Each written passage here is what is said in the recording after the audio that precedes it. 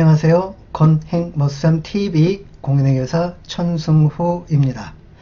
자, 이번 시간은 상속세 및 증여세법 제46조 비과세 증여재산 중 대출 이자를 대신 지급을 하여도 증여가 아닌 경우에 대해서 소개해 드리겠습니다.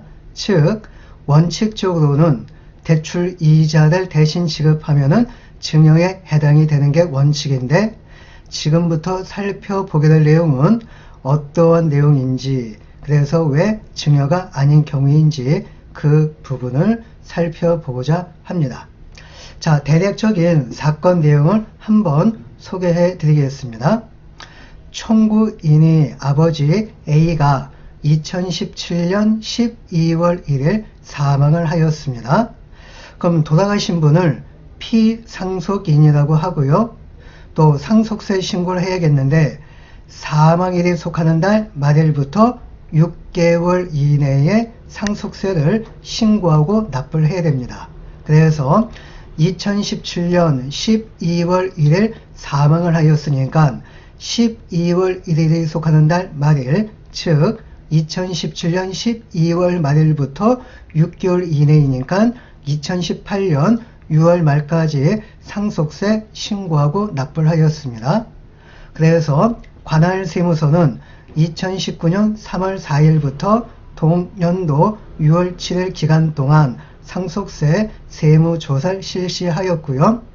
이 과정 중에서 피상속인 A 채무에 대한 매월분 이자 합계금액 땡땡땡 원을 청구인이 대신 납부하였다고 포함 쟁점 금액을 증여재산 가액으로 하고, 단독 상속인인 청구인에게 피상속인 납세 의무가 승계되었다고 보아.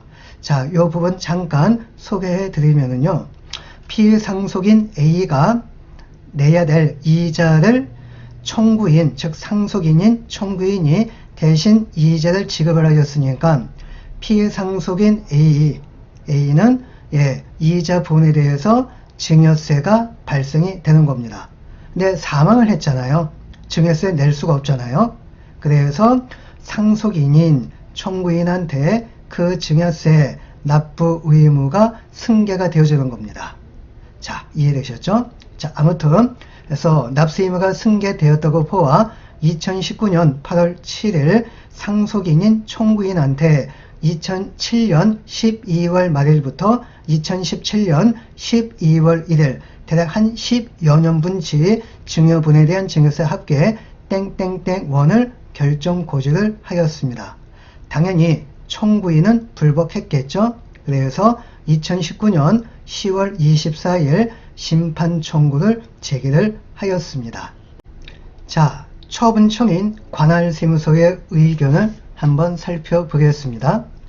청구인이 아버지인 피상속인 A에게 지급한 금액이 생활비 보조라고 주장을 하지만, 통장 이체 시 입금할 때 적요란에다가 이자라고 명시한 것으로 볼 때 동입금 금액은 단순한 생활비 보내줬다기보다는 주된 성격이 이자를 대신 부담한 것이다. 이렇게 이제 주장을 하였습니다. 또한 생활비 중 일부를 이자로 지급하였다는 주장과 관련하여서 부양 의무자 사이의 생활비로서 통상 필요하다고 인정되는 금품은 증여세 비과세 대상이지만, 생활비 명목으로 증여받은 재산이라 할지라도 예금 적금하거나 주식, 토지, 주택 등 매입자금으로 사용하는 경우에는 비과세 대상이 아니기 때문에 피상속인이 가사 생활비 명목으로 받았다고 하더라도 그 외 용도로 사용될 경우, 여기는 이자로 지급된 부분이 되겠죠. 그래서 이럴 경우에는 증여세가 비과세가 되는 대상으로 볼 수 없다. 이렇게 세무서가 주장을 하였습니다. 자, 관할세무서 주장을 살펴봤으니 이젠 청구인의 주장도 살펴봐야 되겠지요. 자, 청구인은 임대용 건물을 소유하고 있었고 직장을 다니는 관계로 임대 건물 관리를 사업 실패로 일정한 수입이 없었던 아버지인 피상속인 A에게 맡겼습니다.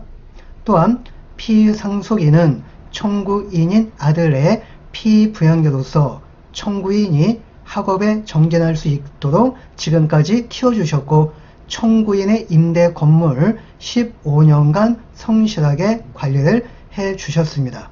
이에 따라 청구인은 자식된 도리로서 매월 생활비를 피상속인한테 지원하는 것은 당연하다. 즉 여태까지 날 키워주셨고 또 공부를 할 수 있게끔 도와주셨고 또 15년 동안 내 소유의 임대용 건물을 성실하게 관리를 해주셨으니 당연히 그에 대한 보답을 하는 것은 당연하다. 이렇게 이제 주장을 하는 거죠.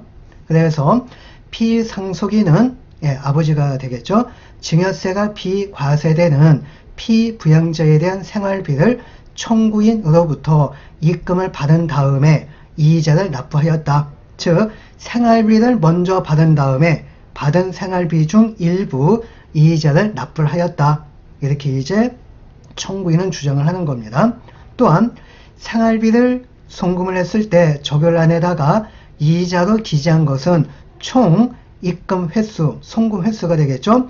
144회 중 23회뿐이 안 되고, 그래서 비율로 따지면은 16%에 불과하고 피상속인에게 송금하면서 이자 납입을 상기시키기 위해, 그러니까 아버님 늦지 말고 이자 꼭 내세요.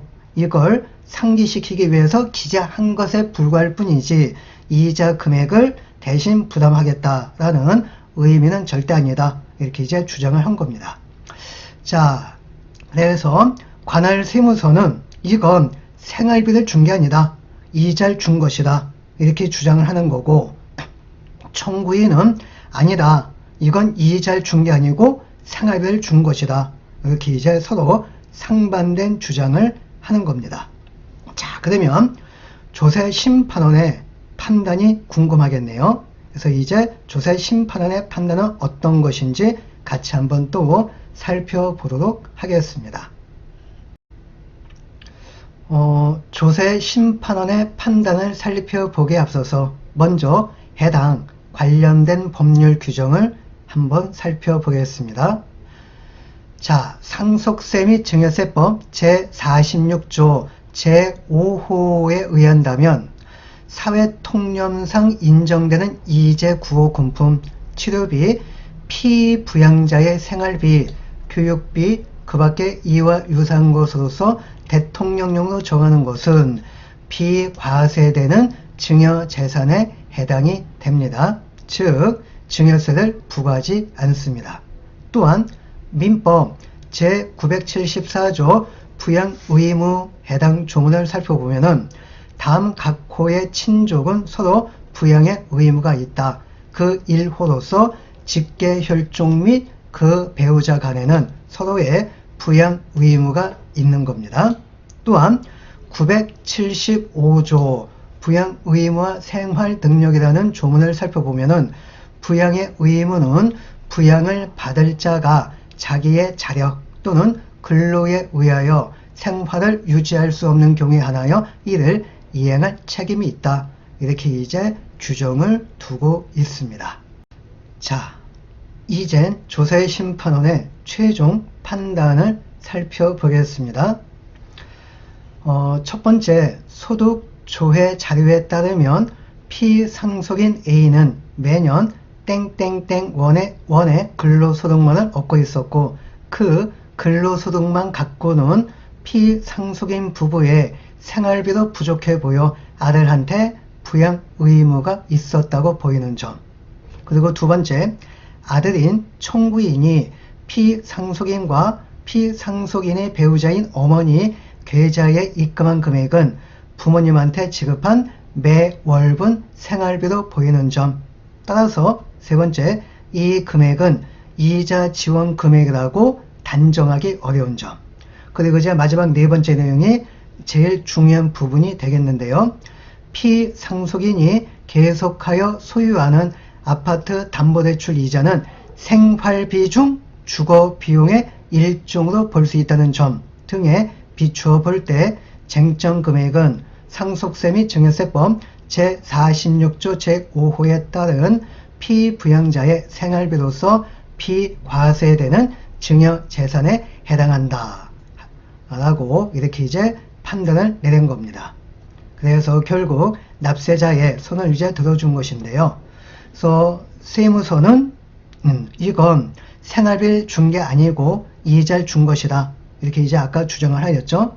그리고 청구인은 아니다, 이건 이자를 준 게 아니고 생활비를 준 것이다 이렇게 이제 서로 상반된 주장을 하였는데, 최종적인 조사의 심판원의 판단은 이건 생활비를 준 거고 그 생활비 중 일부의 금액을 이자로 부담을 한 것이, 이자를 준 것이고, 또한 이 이자는 생활비 중 주거 비용의 일종이다. 그래서 이거는 피부양자의 생활비로서 비과세되는 증여재산이다. 이렇게 이제 최종 판단을 내렸습니다. 그래서 결국 관할 세무서가 이 청구인한테 결정 고지한 증여세 금액 땡땡땡원은 취소 처분이 되었습니다. 자, 지금까지 살펴본 내용이 여러분한테 많은 도움이 되었으면 하는 마음이고요. 마지막 부분까지 시청해 주신 여러분한테 감사의 말씀을 드리고, 다음 컨텐츠도 더 좋은 내용을 갖고 다시 찾아뵙도록 하겠습니다. 감사합니다.